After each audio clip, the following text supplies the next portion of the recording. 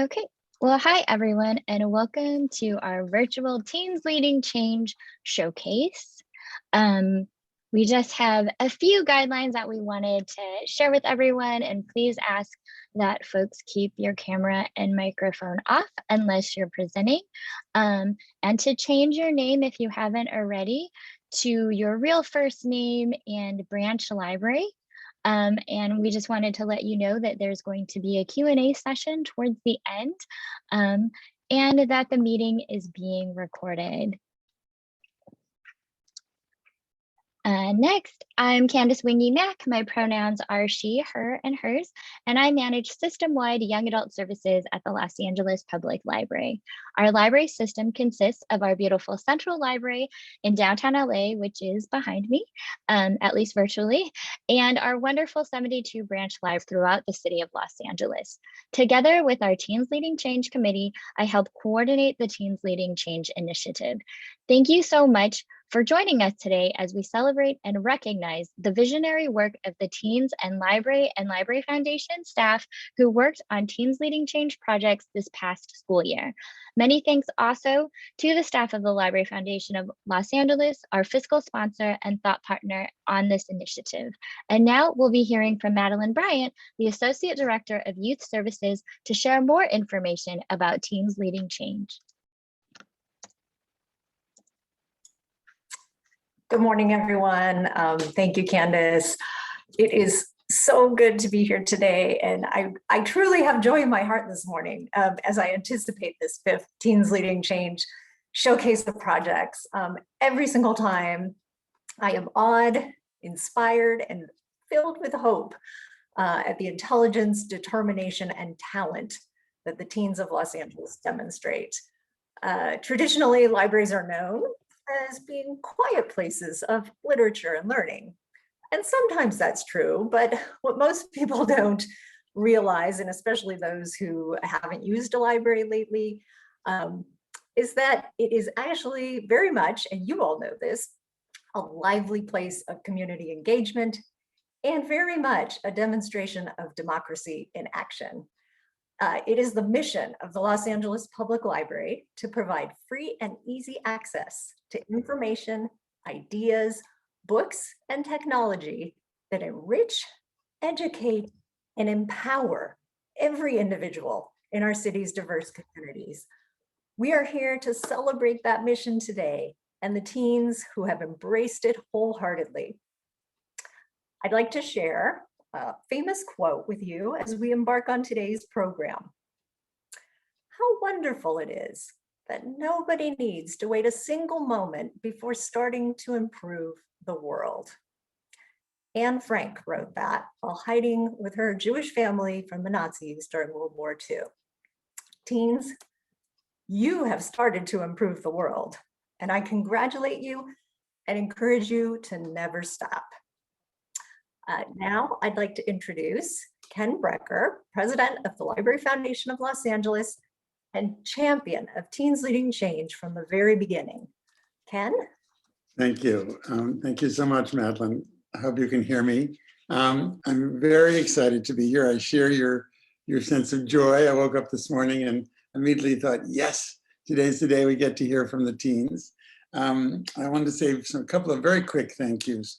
The library is a place of generosity, and one of the things that I associate with the generosity of the librarians and my colleagues at the foundation, the Library Foundation, is that they are people who are so dedicated to their work, and I want to say thank you. A particular thank you to Kamala Tate, who's been an invaluable resource in helping us assess our work and understand how we can make this initiative, Teens Leading Change, the democracy project, as we also love to call it, even better. And also a special thank you to Karina Espinoza. Dr. Espinoza has been the key to our TLC jumping right in. She's just amazing. She's been great, and she's worked with our cohort of librarians and developed a timely, very timely curriculum, and to ensure that our librarians feel fully supported during their training. She's just done a wonderful job.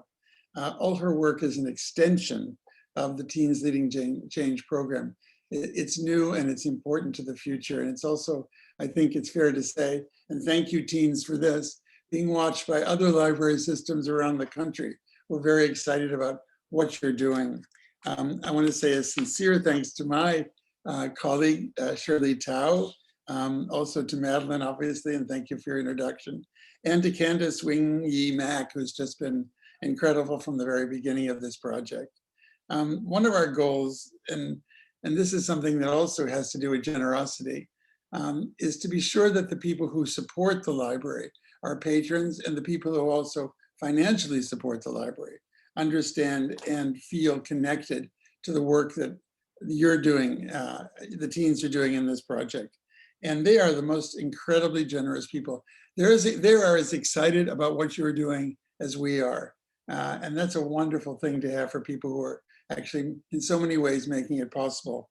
And I'm thinking about the board of the Library Foundation, Lenore and Bernard Greenberg, who've just been from day one incredibly supportive and excited by what you could do and are doing, the Ziegler Family Foundation, the Keck Foundation, Susan O'Connor and the Charles Engelhardt Foundation.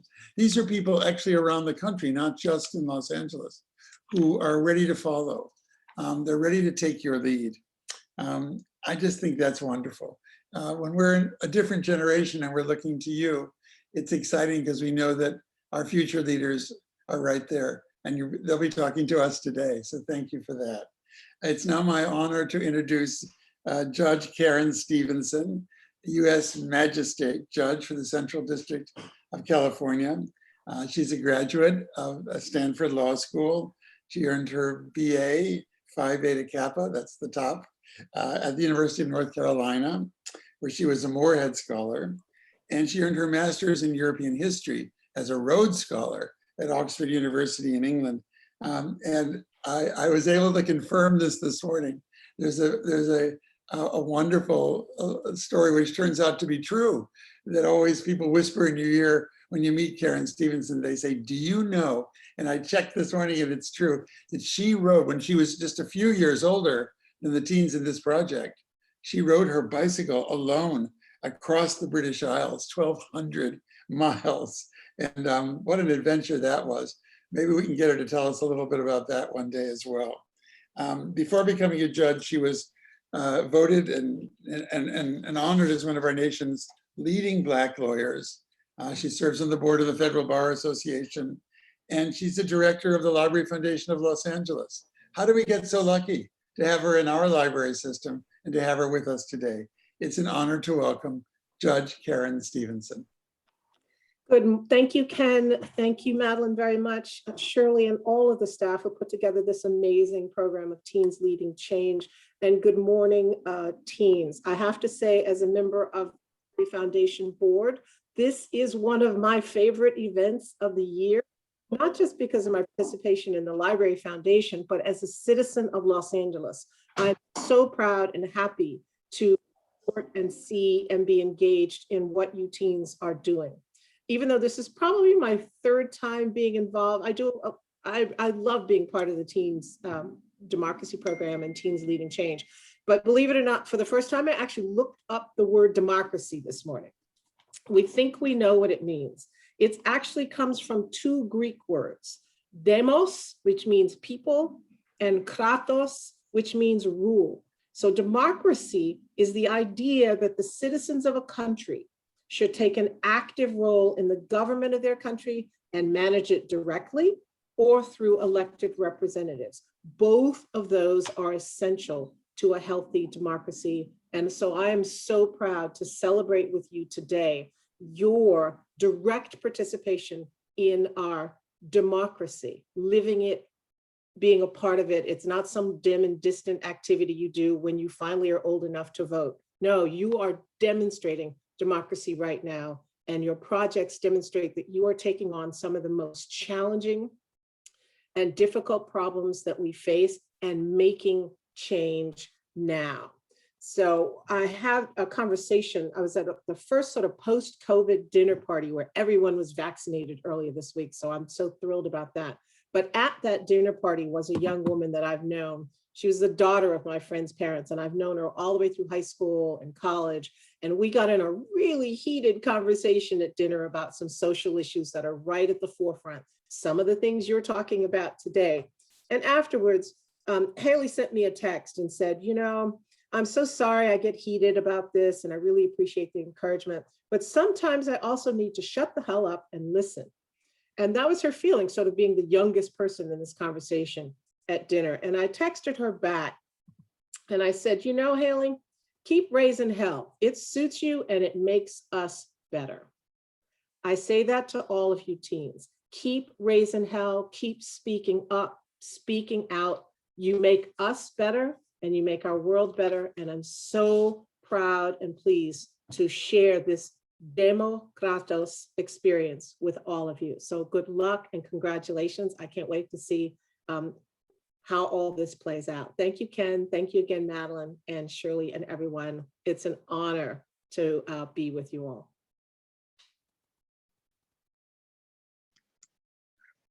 Thank you so much, Judge Stevenson, and Ken and Madeleine and everyone who's here and part of the projects and observing today. So now we are so happy to have the Palisades branch present their project. So take it away, Palisades.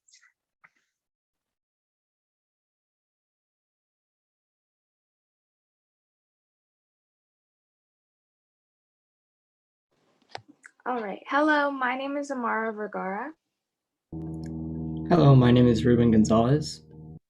And we are part of the Palisades Library Teens Council, who has worked on a project addressing inequities in education during the pandemic. So here's a quick run through of what we're going to go over. We're going to talk about who we are as a group, the issues, our project, how we divided up the work, the actions we took, which is our survey results, and the resources we came up with. So who are we? We come from various schools in Los Angeles. We are a diverse group of high school students throughout not only the West Side, but also Mid-City, Silver Lake, Eagle Rock, and we even have one student from Northern California, which is pretty cool. We have met weekly since the beginning of the school year, and we grew increasingly concerned with the fallout of the pandemic and how it was affecting students in Los Angeles. When the group first started working on the project, we discussed the issues that we were facing as students. We've talked about the endless hours of being stuck in front of a screen, the struggle to have personal connections with your teachers, the responsibility that some students have outside of school, the struggle of not socializing, and as the list continued, we came to the conclusion that some students were more affected than others. Since the start of the pandemic, students have been forced to adjust to new learning environments. As a result, many have faced challenges that have affected their ability to learn, and depending on students' socioeconomic backgrounds, the pandemic has had different effects on everyone. Our mission is to target and address these inequities to help close the gap between affluent and non-affluent students so both can have a similar quality of education. So how did we tackle this issue? We split the teen council up into 3 groups. The resources group helped us find outside resources that would help students in numerous subjects such as math, history, English, and science. We provided links to YouTube playlists, practice exams, and also included some of the resources that the library has to offer. The toolkit group created letter templates to help students better communicate with teachers and staff. And the marketing group created a survey so that we can hear from different students around LA to get a better idea of the academic experience during the pandemic. Again, the purpose of the survey was to get a better understanding of what the student experience was like during the pandemic. One of the questions that we asked in our survey was, what are the top issues you are facing at school due to COVID-19? And these were some of the responses we received. Family-related responsibilities, lack of teacher-student interactions, mental health, lack of socializing. And as a result of these issues, students have also addressed that their grades have been dropping and some have difficulties retaining what they were taught in school. Taking in a deeper analysis of the results, although nearly 90% of the students claim that their school gives them access to resources, it should be considered that this doesn't account for the people that actually take advantage of these academic resources such as textbooks and Wi-Fi hotspots.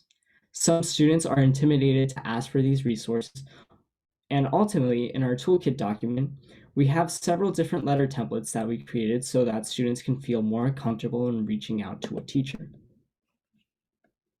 So here we have an example of a letter template.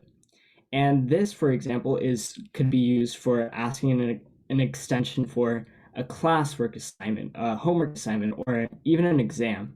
And the purpose of these templates is to make students more confident when reaching out to a teacher. So here we can see that in the bolded font, let's say it says name of the assignments, the students just simply have to insert the name of the assignment that they want an extension on. And in some of these letters, we also have reasons for, well, not reasons, but like it tells you when to use it. And so, for example, for this one, you can use it for when you have medical or family-related emergencies, you need more time to work on an assignment, or you might have work, or when you're sick. So aside from having trouble with schoolwork, students also lack support regarding their mental health due to the pandemic. As stated, because of COVID, there has been an effect on students' social life, morale, and motivation. Our survey results showed that nearly 40% of the students that were surveyed have no clue if their school provides mental health resources. And some say that mental health has rarely been mentioned in times of the pandemic. We have provided free and low-cost resources that students can access to learn more about mental health in our toolkit. So far, we have gotten 56 responses from students across multiple schools, giving us somewhat of a wide range of perspectives, but the project hasn't been completely finished. We encourage you to help us in contributing it by sharing the survey with several students in LA. We would appreciate your help, so please share this QR code with other high school students to contribute to the project. Or if you are a teen, feel free to take that the survey. You're probably wondering how you can actually help. You can continue to educate yourself and others, support less affluent students by spreading this information, and use the information that we gathered throughout the time in our project to provide resources for students in need.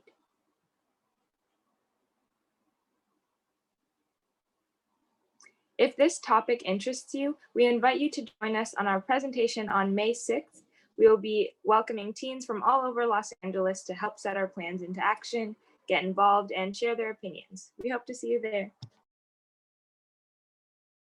Thank you.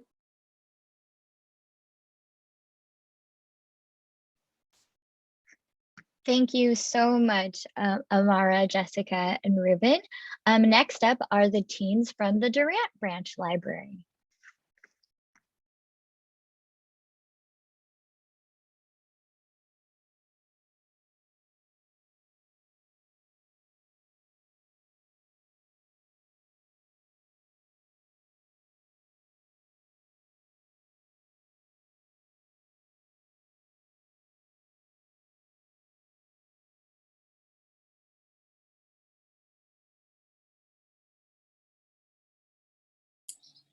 Good morning, everyone. My name is Sakuni Silong. And good morning, everyone. My name is Khadija Habib.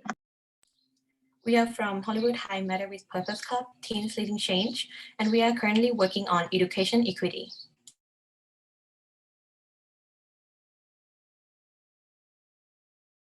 Our team include Megan, Mariah, Josma, Khadija, Andrea, Christopher, Gavin, Ashley, and me, Sakunit.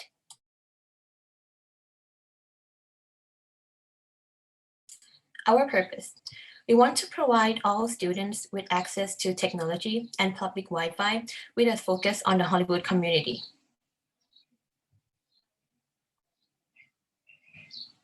Why technology? Technology and access to Wi-Fi are crucial to any student in 2021. Our project started during COVID-19 as a way to ensure every student had what they need to learn from home.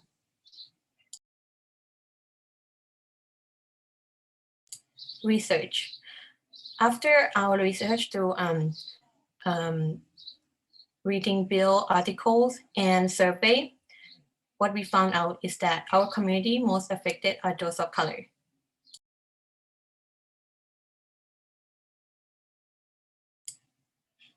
One way we are helping is by providing technology. Our tech team include Andrea, Galvin, Megan, Josma, Mariah, and Christopher is actively working on providing students in need with technology to help continue learning from home with a grant from the Los Angeles Public Library.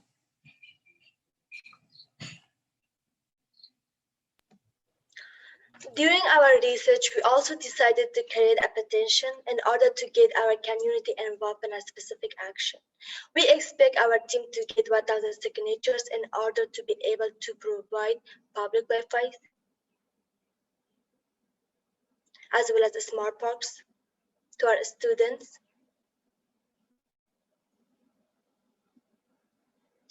In which they would come in a safe place and do their homework assignments where they have a reliable internet connection. Our project impact is equity in education, economic opportunities, and access to healthcare by petitioning our state official for broadband access in any county.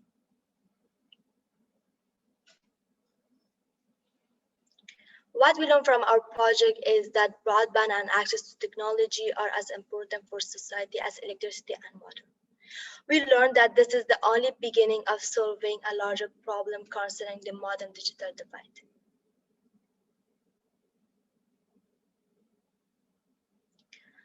As a club, we'll be conducting classroom presentations to raise awareness and collect petition signatures.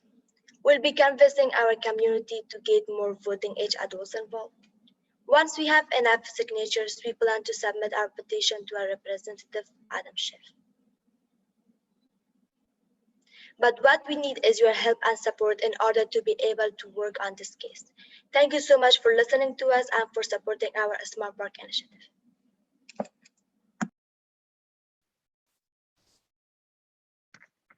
Thank you so much, Khadija, Sakuna, facilitators Alice and Oscar, and the entire Durant team. That was amazing. Next up are the teens from the Robertson Branch Library.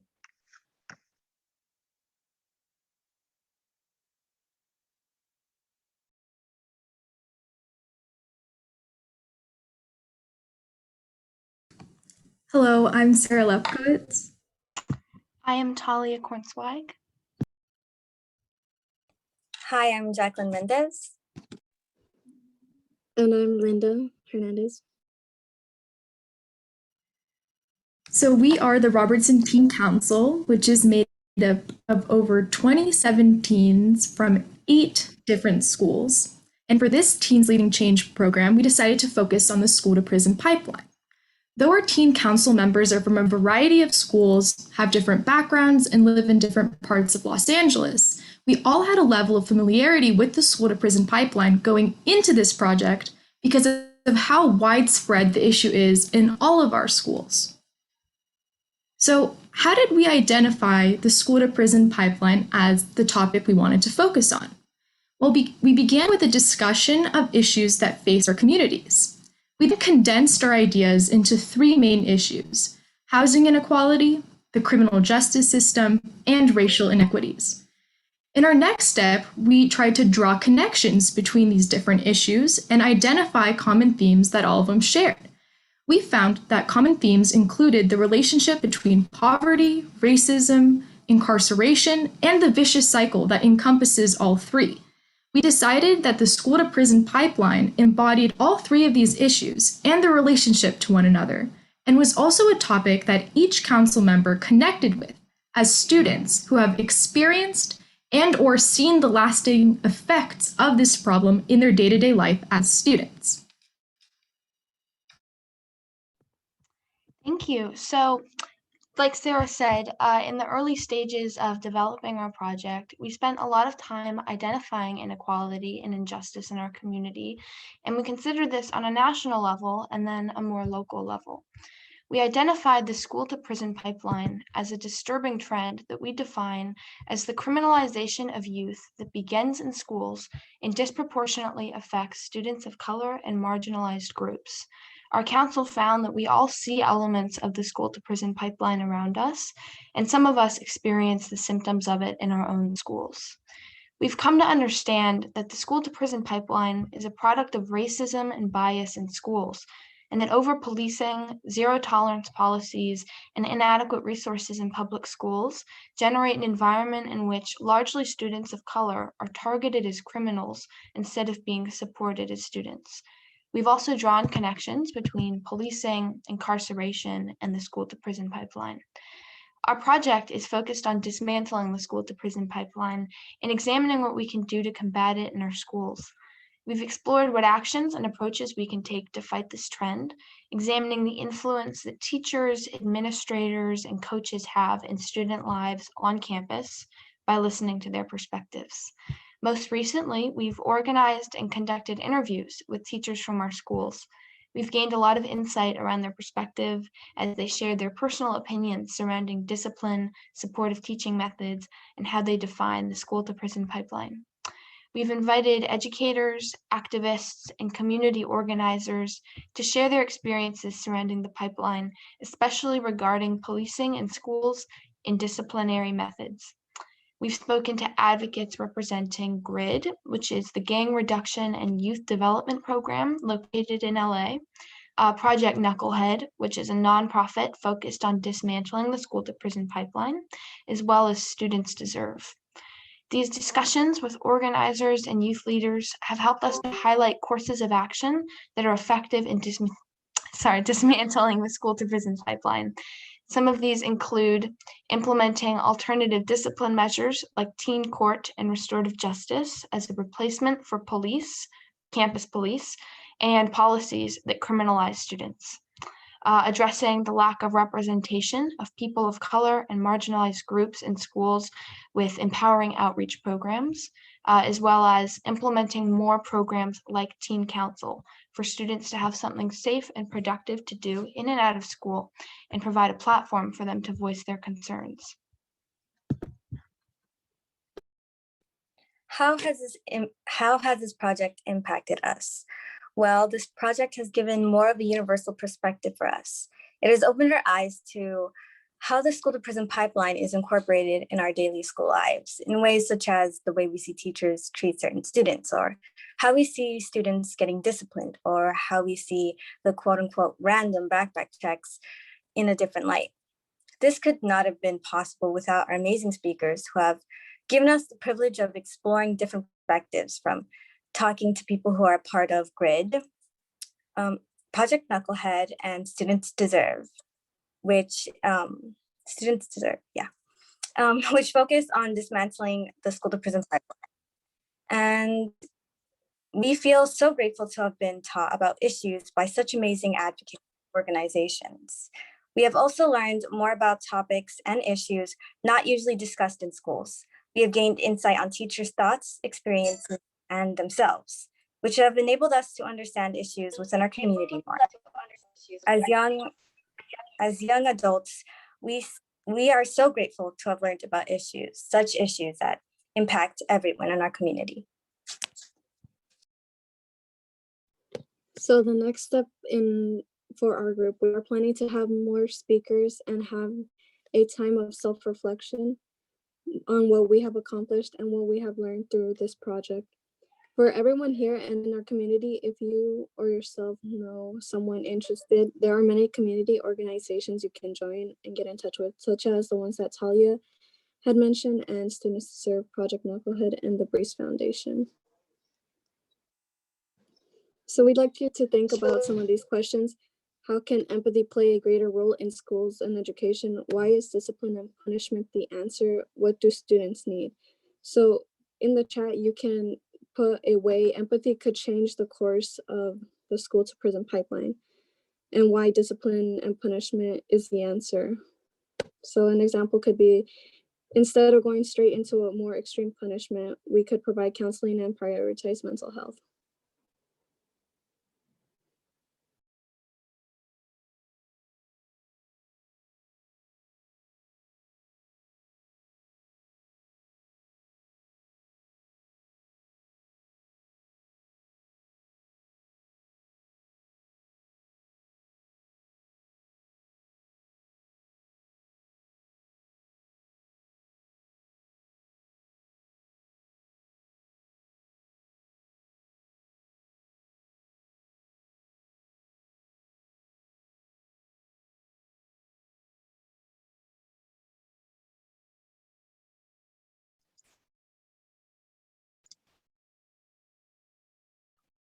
Thank you so much, Roberts and Branch teams and staff. So much to think about, just like all of the projects so far. Amazing. I wish we could all meet together, and hopefully we will soon, so that we could celebrate face to face. But up next, there's more, are the teams of the Mar Vista and Palms Rancho branches.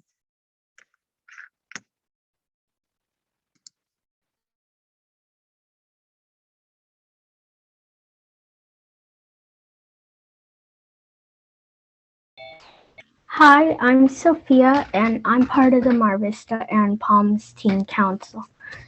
And my partner is not here yet, so I will be presenting.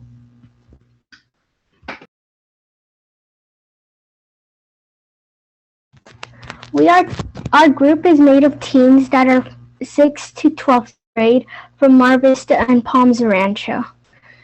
Our focus is on mental health during the pandemic, and we're trying to figure out how we can transition back to our normal everyday lives.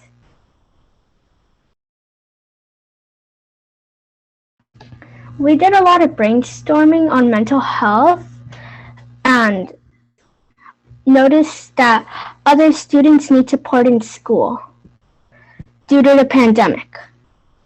Other things that we are interested in is that schools are learning to adapt during the pandemic. We created a survey for middle and high school students to help us figure out what we can do to help other students during this time. Our survey aimed to collect information about the distant learning mental health, any possible link in between them. We received responses from students in grades 6 to 12 across the Cabellans and Palms. We asked about what time they spent on distant learning and on homework, their thoughts and concerns about distance learning, the transition to in-person learning, and whether they had felt they received support this year.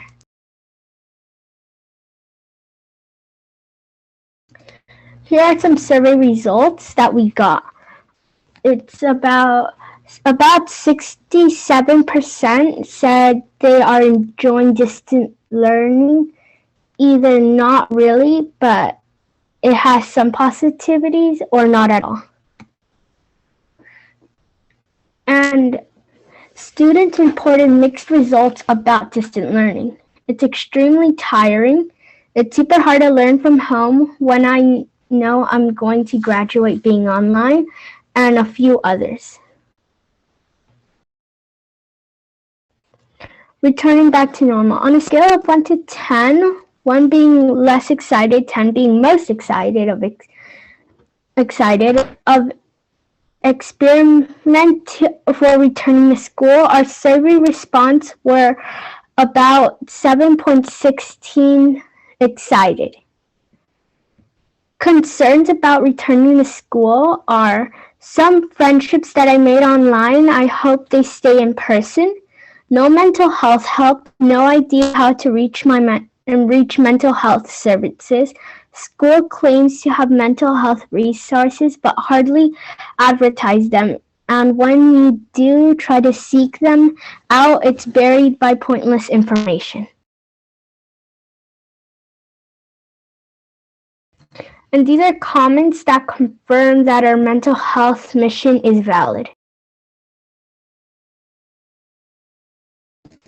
How do we hope to impact our community? We want to help members of our community understand that they are not alone and that their feelings are valid during this period of hardship. We want to make resources and options known and available to students that are struggling with mental health issues. We hope that students connect with each other and create a community around mental health.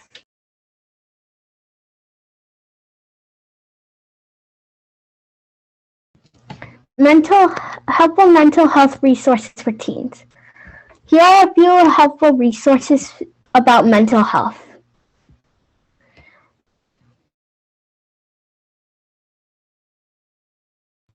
Our next steps: continuing to collect service data, start a collective journal or letter writing program in the library, provide helpful tools for teens, social media, library resources, continuing to research the advocates for lysogen, AB 309 on improving student mental health support system. These are what we're planning to do next.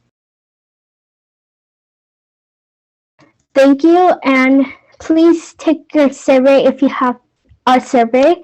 If you are a teen, here is the link, and here is the QR. Thank you.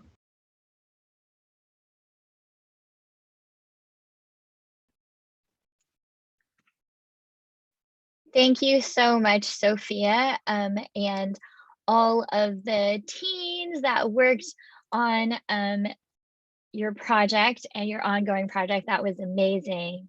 Woo! And next up, last but certainly not least, the teens of the Pio Pico, Koreatown, and Memorial branches.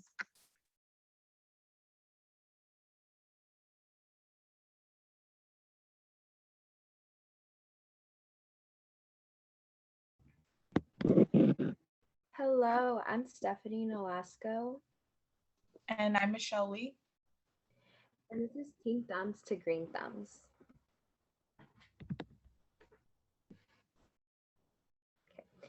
Our original plan was to have a community garden in the Pio Pico area where people can come and plant their plants.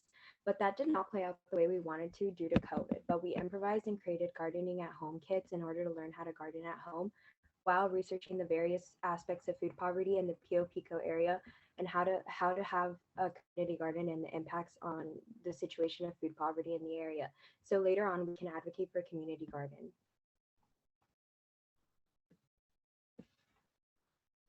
This is phase one. This is where TLC would provide the supplies and we would grow our own mini garden of spinach, herbs, or lettuce. We were given the seeds and we would begin to document our process of growing, and the progress that we would make would be shown through a picture each week. This is Elliot from Cottonwood Farm, where he has given 2 programs to help guide our gardening journey with informational advice.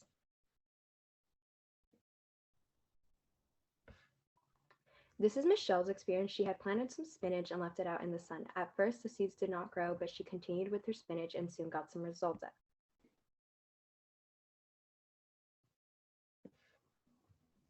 As you can see here.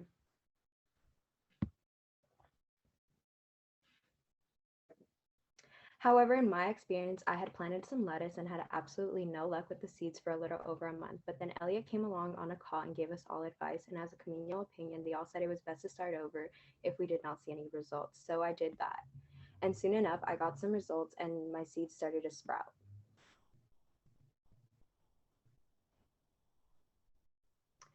However, Mia and Ariana were able to plant some herbs, which consisted of cilantro, jalapenos, tomatoes, and they had a great experience from the start, and their seeds were able to sprout.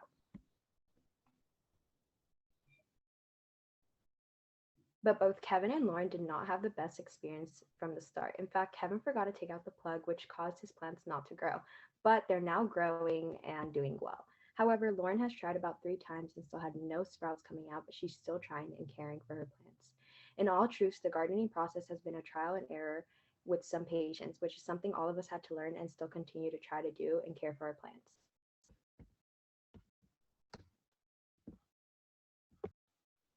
So, since we weren't able to have a community garden, instead we conducted research in 3 different areas in hopes of creating one in the future. So the first area we focused on was identifying the problem. So community gardens can help combat food deserts, which are places, especially low-income neighborhoods, where food options are limited. So not a lot of people in Koreatown have the luxury to get both affordable and healthy food. That's why some people just end up going to McDonald's right across the street. And also, if any of you have been to Koreatown, then you would notice that there's a lack of green space. So there aren't many places outside for members of the community to gather and bond. The next, moving on, we get the benefits.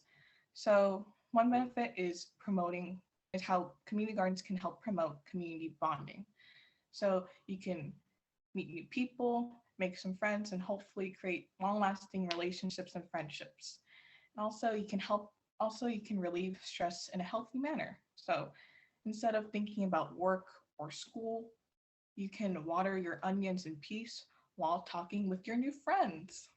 And also, community gardens can help reduce our carbon footprint, because it takes a lot more resources and energy in order to distribute produce from farms to multiple markets, instead of just going 2 blocks away to the community garden and picking up your spinach and leaving.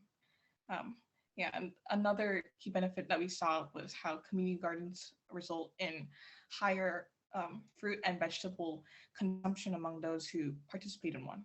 So the graph on your left shows that both adults and children ended up eating more vegetables after they were a part of a community garden.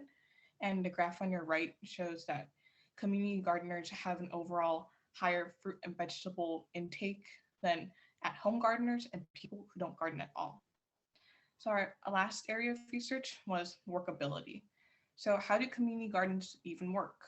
So they're often split up into individual plots, which can be rented to individuals or families, and the starting and the cost to rent a plot ranges from $100 to $120 per year. So what are the hours? Well, looking at Santa Monica's community garden, theirs is open from 8 a.m. to 5 p.m. on weekdays, closed on weekends. So Koreatown's community garden can adopt similar schedule or a different one. Who gets to be there? Obviously, residents of Koreatown. You will not find anyone from Glendale or Burbank there, I promise. And how will it be funded? Well, through multiple ways, through fundraisers, campaigns, grants, etc. So our next steps, we plan to meet with a lot of different people, including hopefully a local city council member, to strongly advocate for a community garden to be built at Pio Pico or just somewhere in Koreatown. Also, we're in the very beginning stages of the creation of a seed library and also a gardening kit lending program at the Memorial branch. So really, it's only going up from here. So overall, we all had a very positive experience gardening at home. We learned to become patient and have perseverance, because gardening took a lot more trial and error than any of us, including myself, had expected. And it was also a really great stress reliever, especially during the pandemic, in which we're all isolated from each other and mental health may not have been the best. But even though we all gardened in our separate homes, I think sharing our progress through Zoom, both like the good and bad, and just talking about it together, it really helped strengthen our bond, and we hope to emulate perhaps an even stronger sense of togetherness within Koreatown through a community garden. So yeah, thank you. If you have any questions, please contact Kevin or Lauren, who are the two amazing librarians who part of this project. Yeah, thank you.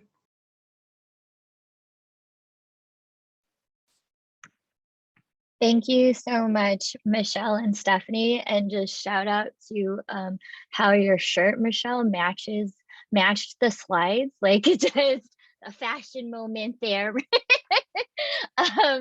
But this is incredible, and I've been trying not to honestly tear up because you all have been doing such amazing work, especially during one of the most challenging times in modern history. So can we just take a moment, everyone, if you want to turn on your mics to just celebrate, right, each other and everyone's amazing work right now, or like during this past year, during this crazy time. Woo! Yeah. Yes, we're Good not job, in the library, everyone. you're at Good job, home. everyone. Woo! See, Annoy your neighbors, cheer for us. Wonderful. Excellent wonderful job. work. Great work. Loved it. Loved it.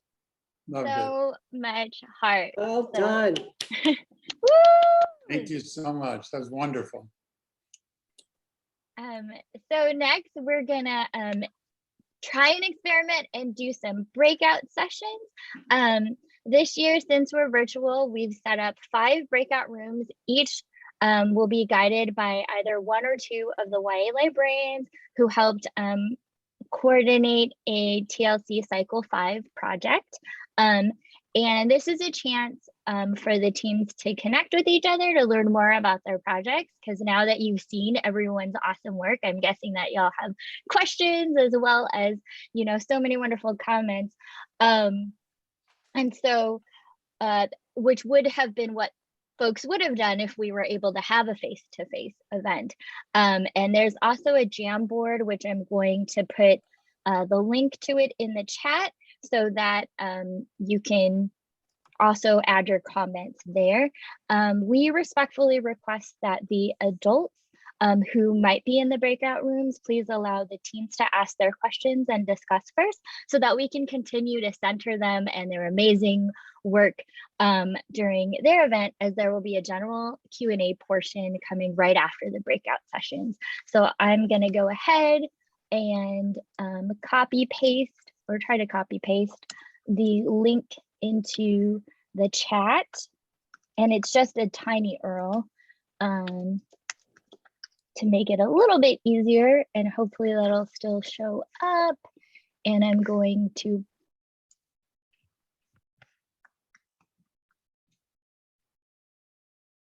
and as promised in the well, at least what I find the somewhat eerie broadcast messages to all of the breakout rooms. This is a time for group discussion, sharing out, and Q&A.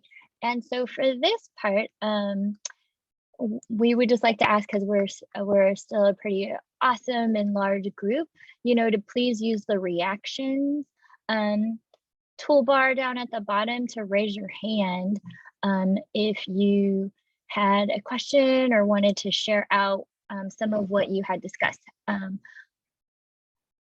Hopefully you had sort of a volunteer in your room who was gonna share out.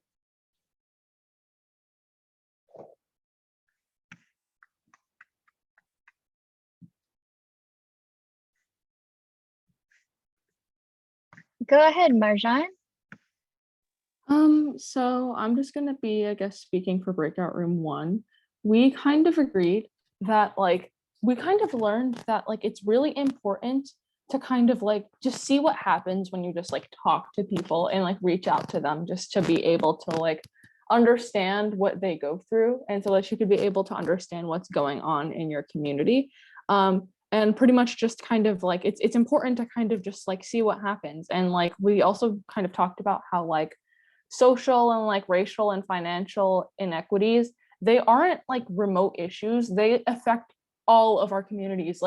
no community is ever immune from those issues. Like, we don't live in a utopia.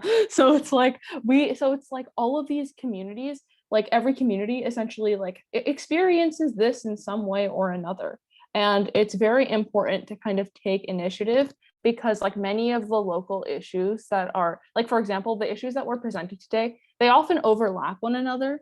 So like getting to be able to understand like what's going on in your community and taking action is very important.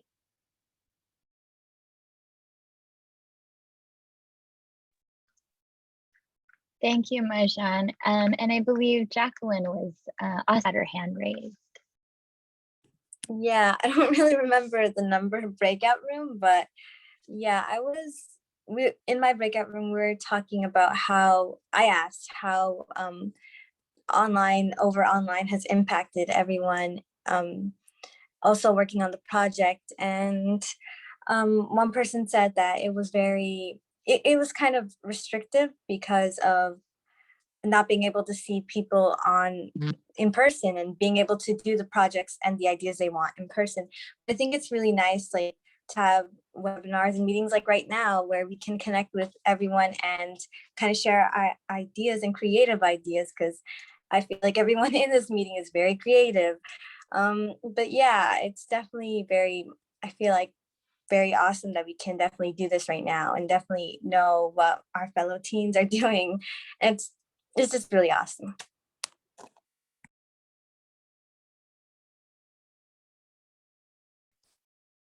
Thank you so much, Jacqueline. Yes, as I put in the chat, you all definitely came up with super creative responses to the topics that you were exploring, especially given the circumstances. And I see that Emily put in that breakout room too, had a similar discussion about, online can only do so much and how important it is to talk to others, and how data from surveys also can only tell you so much. So yeah, awesome. Was there anyone else who wanted to share out or had any questions?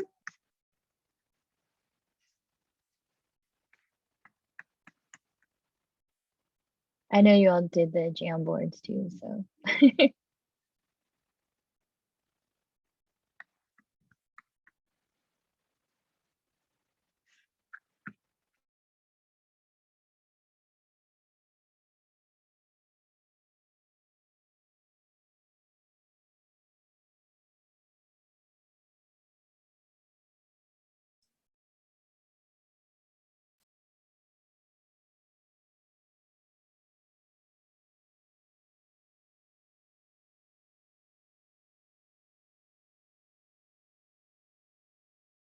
Well, I have a question. Since this is the second time we're doing a virtual showcase, but this is the first time that we've done, this is the first time we've done breakout rooms and also use the Jamboard function.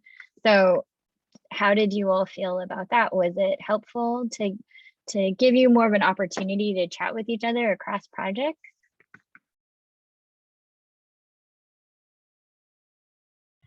Yeah, definitely. I think the Jamboard was a great place to document what we were talking about.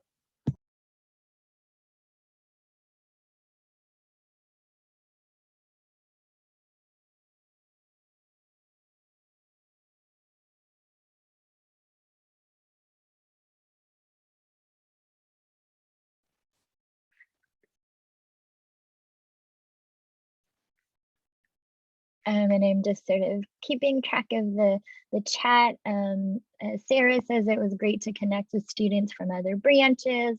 Emily loves Jamboards, and so does Dr. Tate.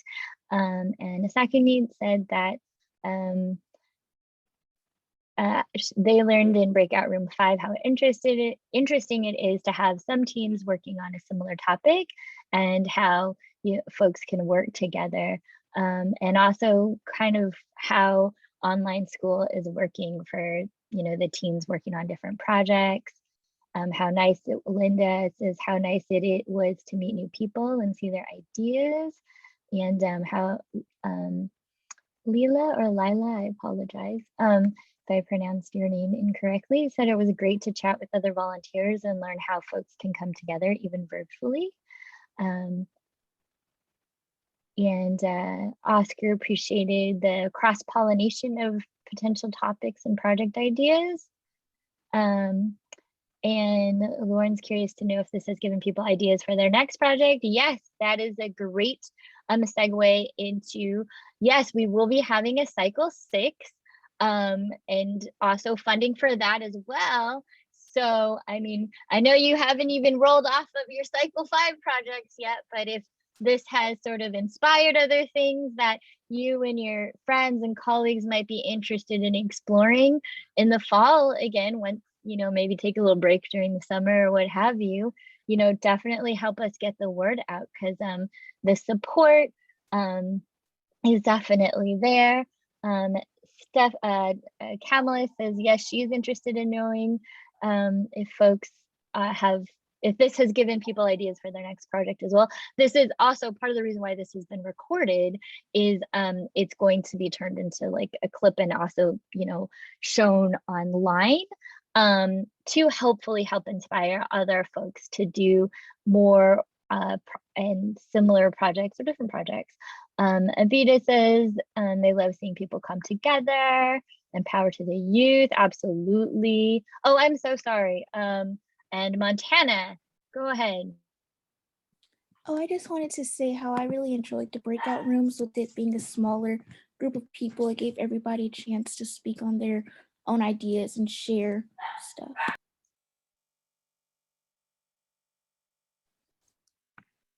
Thank you so much, Montana, and thank you so much for the folks who pointed out that you had your hand up. I'm so sorry. I was trying to read all of the chat questions or chat comments, so for the recording. So, yay! Did anyone else have any questions or comments?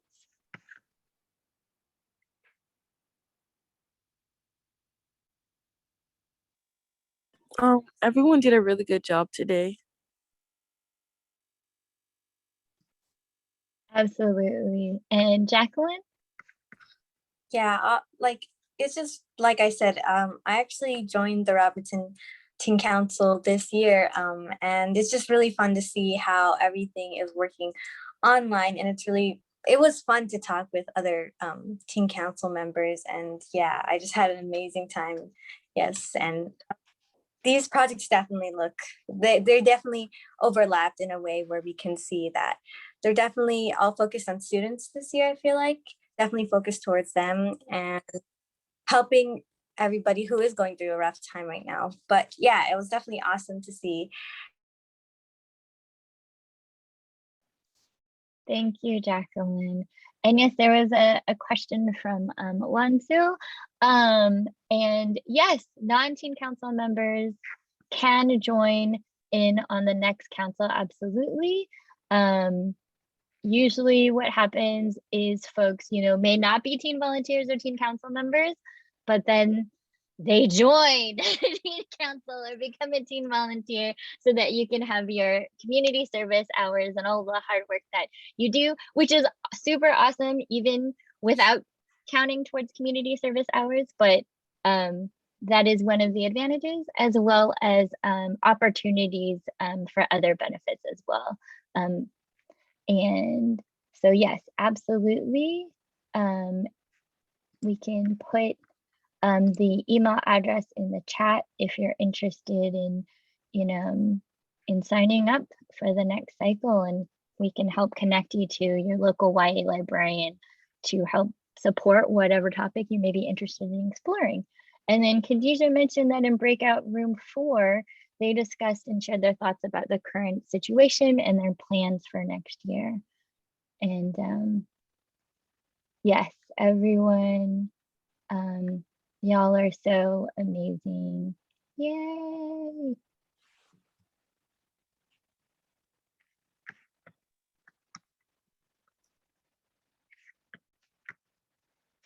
Oh, and here is, so can either email teamservices@lapl.org or tlccommittee@lfla.org for more information about the upcoming Teens Leading Change Cycle 6.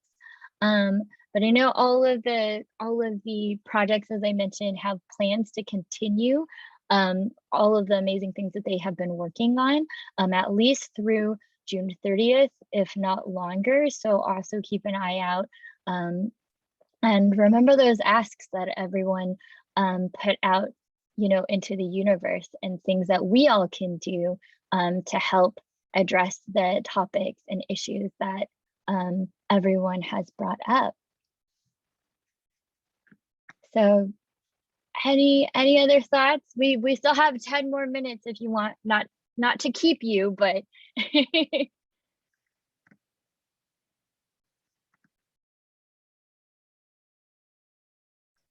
I would love to commend everyone for your hard work on these projects, meeting with each other online, coming together every week to talk about your issues, to research your issues, to really think so creatively about how you can address your issues. I was particularly impressed that so many groups, you all got community feedback.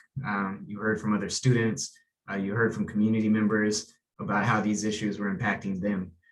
So I commend you all the students, all the young adult librarians that facilitated projects for the amazing work that you all did.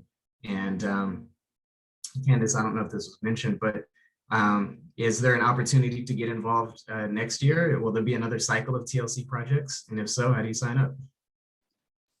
Yes, that was sparked by one. So there's actually a question too that yes, absolutely, we'll be starting cycle 6 this fall. And so I put in the chat 2 email addresses if you're interested in joining up again, or of course, if you're already in a project and worked with a YA librarian, you're of course welcome to rejoin. There's for cycle 6 if there are other things that got sparked. But either which way, there's funding for doing a full project, or if you want to experiment with maybe doing a few programs. Basically, we're out there to support you at the library. And one other thing too, coming up this next week on Tuesday, Wednesday, and Thursday is the Get Ready for College Pathways to College series. So for those of you who are getting ready to go to college, there's going to be workshops on tips and tricks on how to do that, how to pay for it, which is so important, right? As well as how to explore, writing your college application essay. So the library and young adult services and the library foundation and all the staff are super, super proud of you.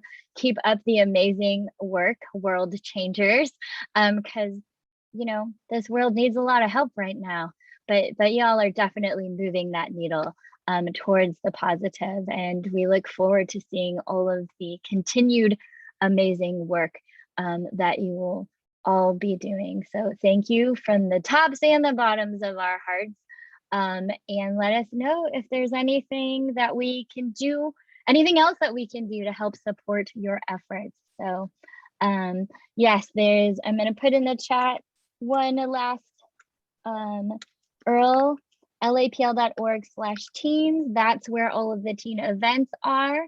And also let us know, because we know that you all have some upcoming programs related to your project, so that we can help get the word out to other teens and adults so that they can participate with your ongoing project. So thank you so much. And can you turn your cameras on before we all leave? I just want to do a little screen cap, please, just so that we can see your beautiful and hardworking selves, if you're comfortable, with that, and just do this kind of last hello and thank you to all of you for the day before you go on with your hopefully relaxing, amazing, safe weekend, everyone. I'm gonna try and do this. Screen 1 capture, boop.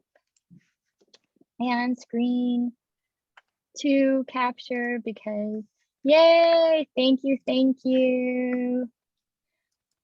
All right, well, thank you so much, and looking forward to the day when we can all see each other in person and celebrate you in person and welcome you back to the library in person too. But Clearly, like physical spaces are no, or lack thereof of physical spaces are no barrier to your amazingness. So thank you everyone, and have a good rest of your weekend. Take care. Yay, great job. Thank you. Oh, Kevin.